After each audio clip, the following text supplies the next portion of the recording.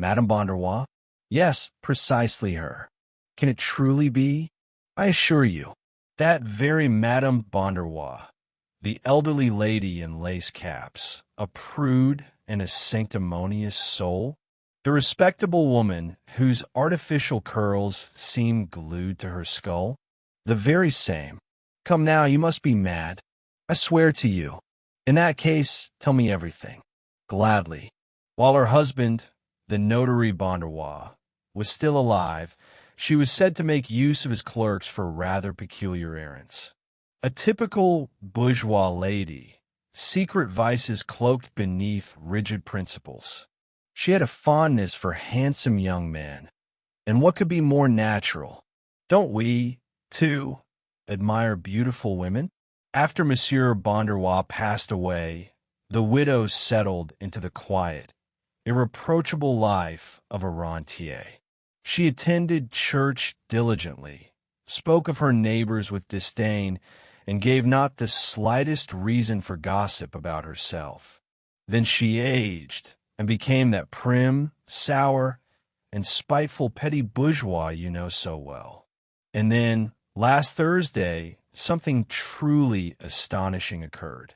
My friend Jean Danglomar, as you know, a captain of dragoons, lives at the barracks on the outskirts of La Rivette. One morning, upon arriving at his post, he learned that 2 of his soldiers had engaged in a disgraceful brawl. Military honor has its harsh laws. It ended in a duel. Afterward, they reconciled, and when questioned by the captain, they revealed the cause of their quarrel. They had fought over Madame Bonderwa. Oh, yes, over her. But I'll let Cavalryman Sabal tell it himself. Here's how it happened, Captain. About a year and a half ago, I was strolling down the main street around 6 in the evening when a woman approached me. Calmly, as if asking for directions, she said, "Soldier, would you like to earn 10 francs a week?" Honestly, I replied without hesitation. "At your service, madam." She said, "Come to my home tomorrow at noon. I am Madame Bonderwa, and I live on Tranche Street, number 6. I'll be there, madam. You can count on it." She walked away, smiling with satisfaction. "Thank you kindly, soldier." "No, madam. It is I who should thank you." I couldn't stop thinking about that encounter until the next day. At noon, I rang her doorbell. She opened it herself. Her head was adorned with a whole garland of ribbons. "Let's hurry," she said. "The maid will be back soon." I replied, "I'm ready. What do you wish me to do?" She laughed. "Don't tell me you haven't guessed, you chubby rascal." But honestly, Captain, I still hadn't understood. Then she sat beside me and said, "If you breathe a word of this, I'll have you thrown in jail. Swear you'll keep silent." I swore just as she demanded, but I was still utterly confused. Sweat broke out on my forehead. I removed my helmet and took out my handkerchief. She took it from me and wiped my temples. Then suddenly, she embraced me and whispered in my ear, "So you're willing?" I replied, "I'm ready to do whatever you wish, madam. That's why I came." She made it perfectly clear what she had in mind. And once I grasped the situation, I took off my helmet, placed it on the table, and proved to her that dragoons never retreat, Captain. To be honest, the pleasure was modest. The lady was well past her prime. But one can't afford to be too picky. Coins don't fall from the sky. And I've got a family to feed. I told myself, here's 100 sous for father. Having fulfilled my duty, Captain, I prepared to leave. Naturally, she wanted me to stay a little longer. But I said, everything has its price, madam.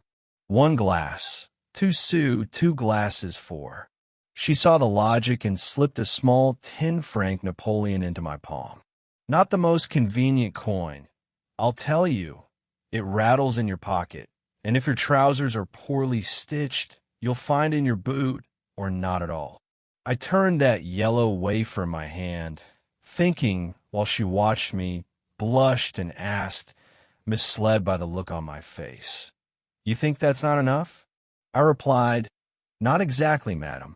It's just that, if it's all the same to you, I prefer 2 5 franc pieces." She gave them to me, and I left. And so it's been a year and a half now, Captain. I visit her every Tuesday evening when you grant me leave. That's how she prefers it.